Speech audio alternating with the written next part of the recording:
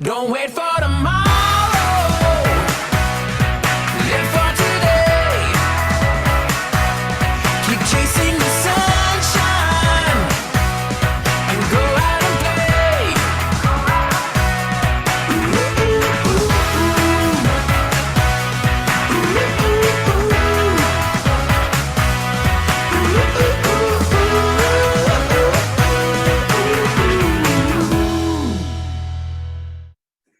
And good evening, everyone. Welcome to JK's Deal Reveal. And today, I think we're going to have fun.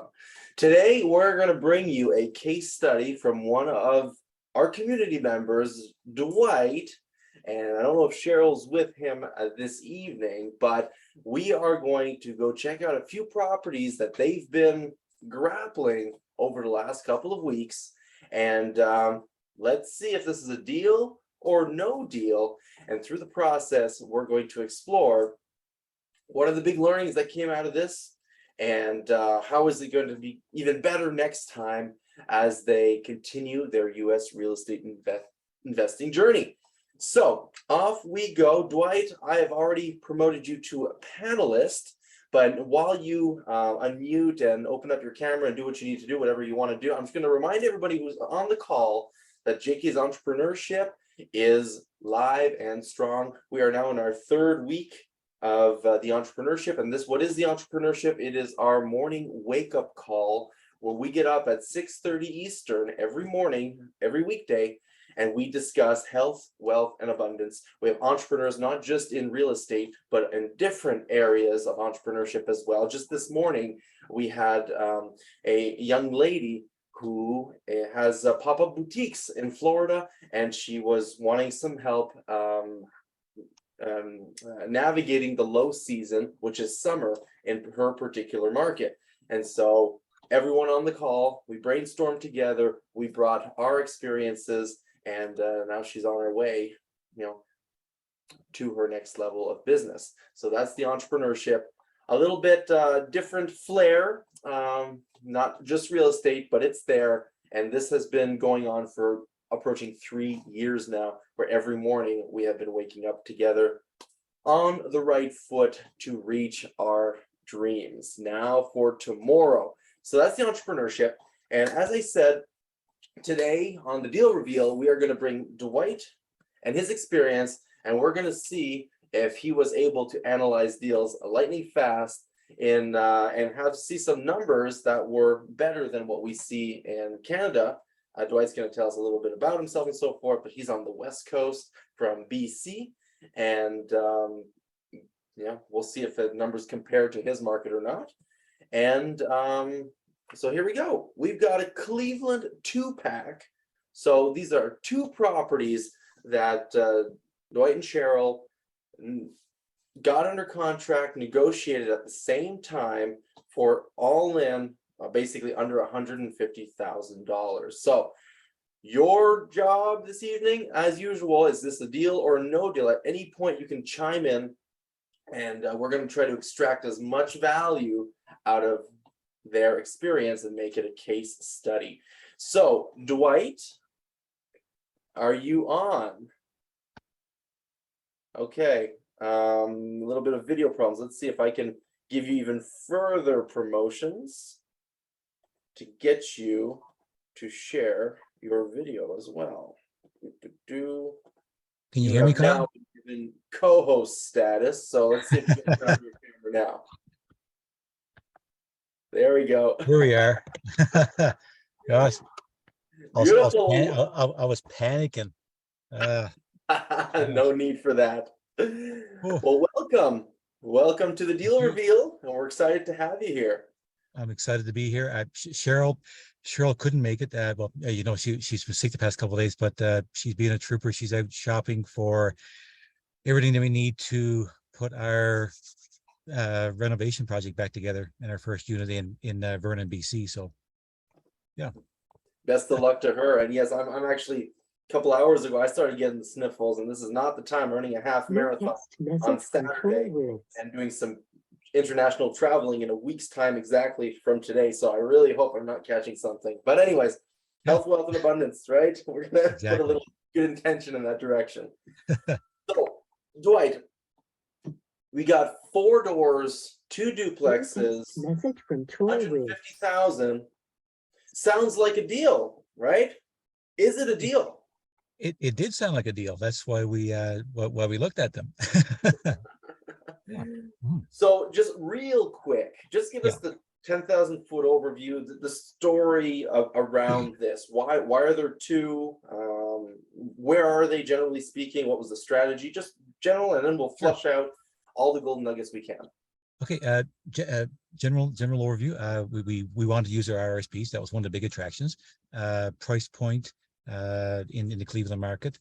7-8 caps all over the place. You can pick them like nobody's business. And the fact that you guys have been there, done that type thing, and done a heck of a job of showing how well you can do things. So that's what got us there. We do duplexes and 4-plex burrs in our hometown, comfortable with it. Looked at some bigger properties. The cap rates return on investment wasn't there because everybody wants them, the smaller ones, and so we settled back into duplexes, which is what we know. And it turned out that the first one was roughly a 13 cap and with potential to be 15 or higher. So we thought, we need a 13 cap to make our RSPs worthwhile because of the cost to get them out type thing. And we want something for our time. And it was in this, say, southwestern portion of a neighborhood. It seemed like a neighborhood or a street or a building that may have gotten missed, but it was surrounded by a decent area, hospitals, whatever, whatnot, transportation. And the other one was not quite so much, but it I hate to say this, it had some charm. It looked like it had good bones, roof lines, foundation, whatnot, and it was kind of in the downtown area. I'd say solid, but not really solid numbers, decent numbers, 10, 12 cap type thing. Probably 12, 13 cap. Couldn't make it any better. The inspections came in. One was a cockroach motel. And it went right down to about a 10 cap. And we can get into the details once we start going there. So the other one, I was like, that one there as well. The roof didn't look very good up on the inspection. We've done roofs before, so yeah, we've that with paint and lead ordinance, and the fact that it wasn't going to go, it wasn't in a high yielding neighborhood for even rental meter rents, and not much. There's no room for medium term rentals there, so we walked away from that one too after the inspection. So yeah. Perfect. So what I'm hearing is up front, we were looking at 12 to 15 cap range. So we don't hesitate, we jump in, we take action, and then we trust with the numbers that are given, with the pictures and whatever the seller or the gatekeepers are telling us. And then we don't just trust blindly and buy the thing, we trust, we verify. And so that's where an inspection comes in, the walkthrough comes in, and then we adapt and then we see if it's really what we're looking for or not. So in your particular case, it wasn't exactly what you were looking for, because what were the reasons why you decided to back out at that point in the process? There's lots of variables, but I think in the end it was once I wrapped my head around the fact that our RSPs don't necessarily have to the building doesn't necessarily need to take care of all the RSPs. Case in point, if you wait a couple of months and you get that 15 cap, the RSPs aren't going to, or the building's not going to take care of the RSPs for that year anyway, plus or minus a couple $1,000. So I thought, in the end, what it amounted to is that it went from a $75,000 building at a 15 cap to what would be a $111,000 building at a 9.7 cap. And I'm like, we can get 9.7 caps a lot easier than this. That's what I think. Excellent, takeaway right there, right? When you're buying into a project, there's a time component, there's a stress component, rather than really just buying a turnkey at a 9 cap or at a 10 cap, a real turnkey at that And point. we know those stress points and timelines well enough in Vernon, British Columbia. Mhm. Projects are projects anywhere you are in the world. Exactly, exactly. Excellent. And now there's another important point. So you went from 75,000, that's what you were expecting, and then boom, Yeah. and jumped up to like 115 pretty much, just round Yeah. numbers. So what was the original asking price just for that property? What was the, yeah, start there. The original asking price was 75, and we like to try to be nice, and it's not our sandbox, so to speak. So we asked the realtor, what should we offer? And he said, 72.5. I'm like, okay, that's good. We'll do that.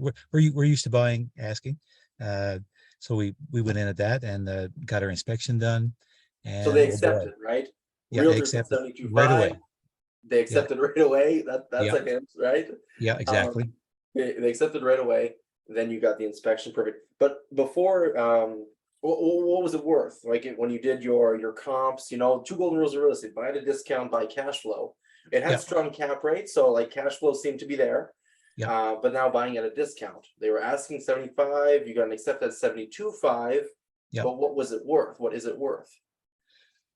That was probably on the high end of things. I think you and I had a discussion there that it's like you say, they said yes right away, so that was an indicator. So we probably could have done a little more homework there.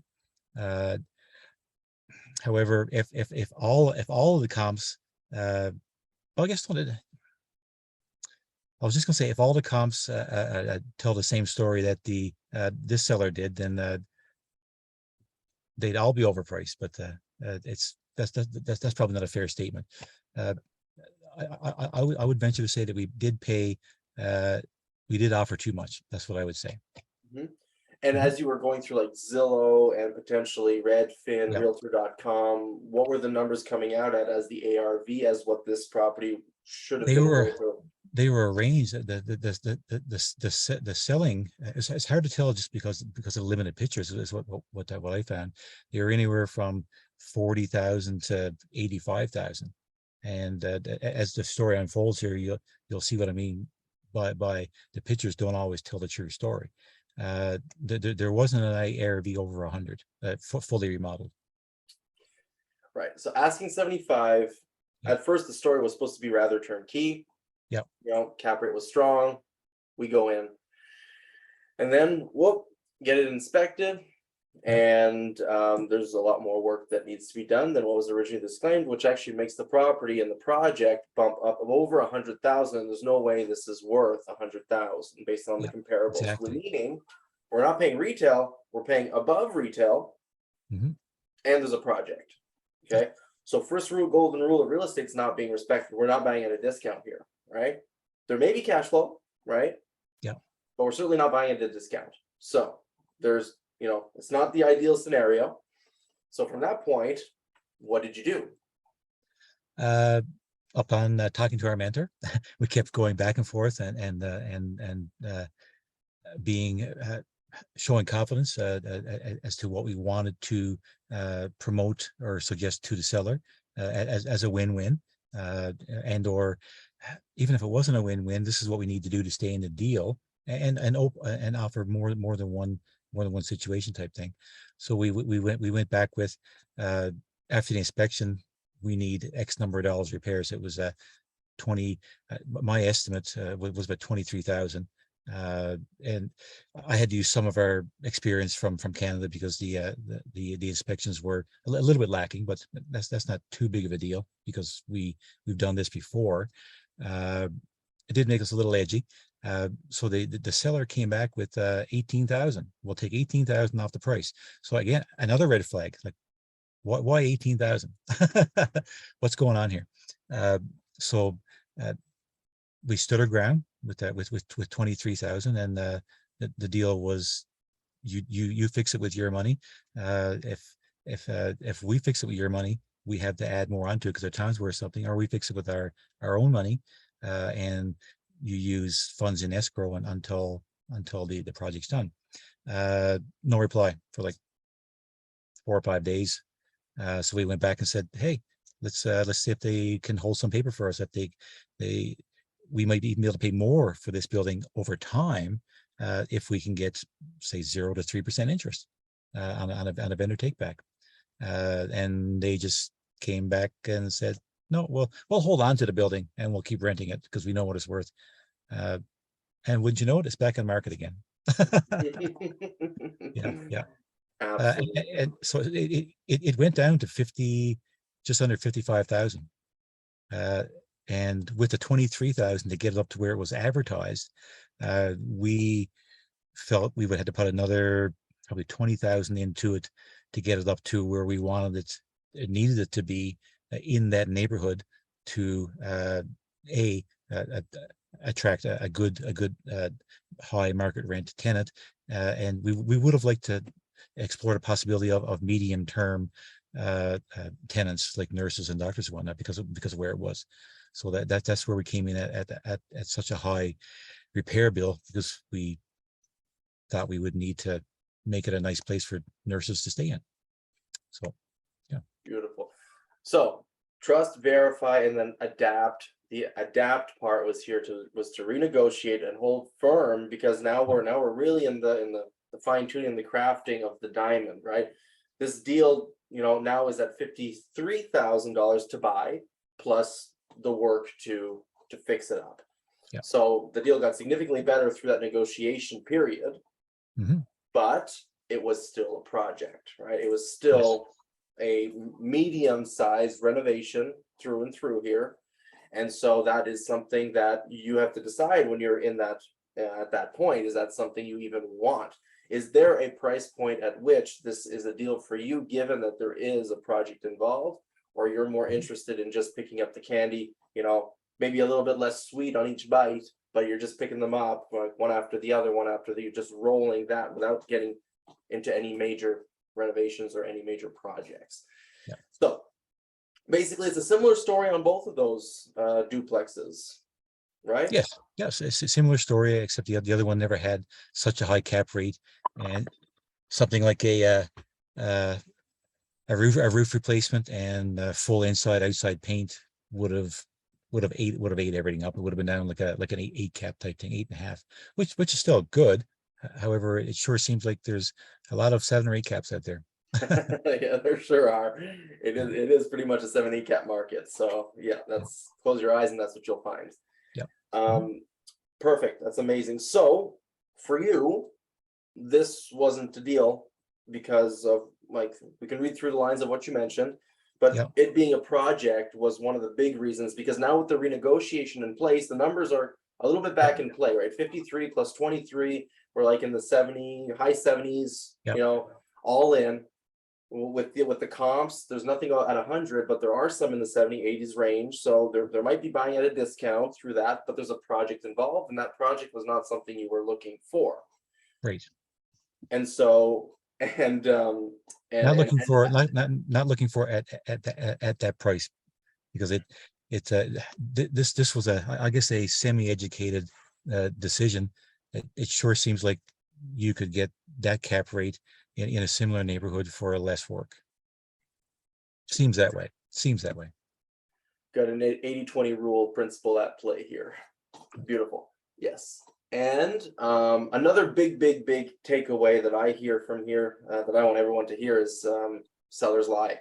Right? It just because they say something, right, doesn't mean it's true. And that's why that verified portion is so important. And that's why the adapt is so important, because the deal is radically different from the time it was put under contract and the end of that negotiation.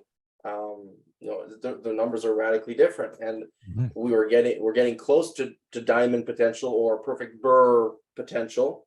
Close to it. I don't think we're at it with the numbers, but we're close to it. And technically, negotiations aren't done, right? They said, "Hey, never mind. We'll just keep renting it. We know what it's worth," and then it goes back on the market. Well, you can pick up that. You can go back and put in another offer, right? This deal has already been pre-negotiated and New text pre-cooked. message from Gerald Franchard. And now, it's not done. The deal isn't done, right? The deal is done when it gets sold to somebody. So now it's just a matter, and Dwight maybe is a little less interested because he's not looking for that project. But if there's somebody else on Dwight's team in his network that is interested in taking on a little bit more of a project, because maybe their money has to work harder, and so they're willing to put more sweat equity in the deal. It's a perfect deal for them. And so just like that, with the information that you've gotten from this case study here, you're able to pick it up and Yeah. put in a cash offer at 40,000, right? They're already got 53 in their mind, and that was accepted, right? Yeah. And so now it's just a matter of taking it one step further. And Dwight, what would you have to say about that? Is that an option here?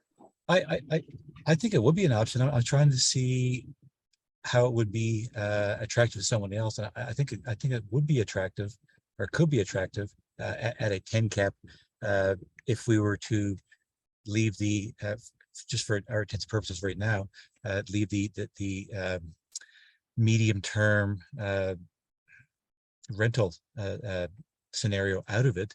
New text message from Jared Franchak. That's our realtor trying to get a hold of us. With how can I say it? If you didn't want to go medium term rental, the quality of the finish could be a lot lesser. So you might get in and finish those renovations for purchase price plus improvements for $75,000 to $80,000, and therefore it would be in and around that 10 cap area type thing. That might be good for the right person. It might, exactly. Mm-hmm. Perfect, excellent. So thank you for that. That gives a really good overview. Now we have spreadsheets and what over, but I think we've given the more important parts of this deal and this negotiation. What would be maybe the one or two biggest takeaways that you're going to take from this experience and moving forward to the next deal and the next one? This is a hard one because it would be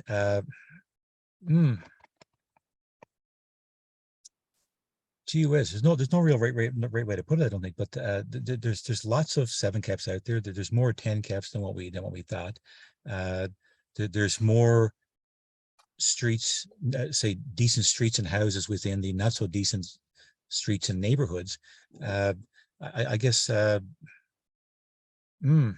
don't know if we need to look more carefully or if we need to look faster and or at more, so that we don't dwell on buildings that we get caught up in type thing.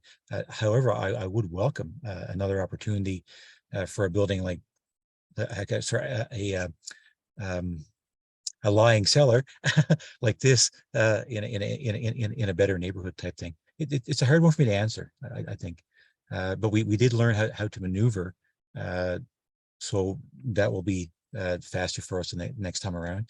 I think we would only do one at a time instead of two. Because they weren't the same seller here, right? It was really Correct. separate deals. Both got under contract, both doing the due diligence, trust, Now, verify, adapt. I'd like to say that a little bit of history, but also it wasn't a mistake for us to do two, because we'd done two before while holding down 2 jobs each, and it was, but we knew the neighborhood. We knew, like, we didn't think about the contractors because we knew them for 25 years. The 2 jobs we had, they were running their own. We just oversee them type thing. So to oversee 4, 5, 6 jobs doesn't seem like a stretch for us for a short term. But working with 2 separate teams in a foreign country with rules and that are a lot more generalized than they are specific. I'd only do one for the next couple deals at a time. That doesn't mean you just put one offer out there. Exactly. No, absolutely not. Absolutely not. Yeah. Mm-hmm. I love it. Excellent. Well, thank you so much, Dwight. If anybody would like to get a hold of you, talk about these deals or talk about other deals, are you a hermit and unreachable? And No. Right? The best way is probably Messenger for people that don't know me. Once you know me, text, and I'll always answer. I'm only in cell service a couple hours a day, but I do love to talk real estate with people that. And I do think you listen. also posted on the NFTC Facebook group Yes, today, yeah. right? Yeah. So if So somebody goes there, that's a they'll be good able to place. find you right at the top. Yep, absolutely. Fantastic. Excellent. Yeah. Is there anything else you wanted to say regarding this, or like, I think this was good. I think there's a ton of learning involved here. You Yeah, know, deals are created, diamonds are created, not found. The market is shifting. People are going to become much more flexible in taking concessions, adding terms to the deal. Like maybe Dwight, like he just planted the seed for some creative financing, and the next person, or maybe Dwight, in 1 month, he follows up again and says, hey, did you have a change of mind? We're still buying. The market dropped another 15%. Like maybe that seller carry is now the best option for them, and then it could become a no money down deal. Yes, the project's still there, but the numbers might be completely different because of the terms and the financing that's built into the deal. So that's why I say it's not done yet, even though he did back out, right? But you left the door open on the way out, did you not? yes, yes. Very, very Absolutely. important. Yeah, I think we're 2.5 weeks away from a follow-up. If we New text if we think the message from numbers, Troy Ritz. even if the numbers don't work for us, a follow-up conversation with the realtor might be, hey, so what's going on with that building? Is there much interest in it? What are the sellers doing? Did they clean up the place to re-inspect? Like what's the situation with that type thing? So Yeah. And if someone on the call is listening to this and say, hey, that's not a big project, like what is Dwight afraid about? I'll take on that Yeah. right? Maybe Yeah. there's something to be, absolutely, talk it out, flush it Yeah. out, see if Absolutely. there's something that can be done within the community. It could be as simple as that. And if we actually put our eyes on the building, it might have been either worse or better.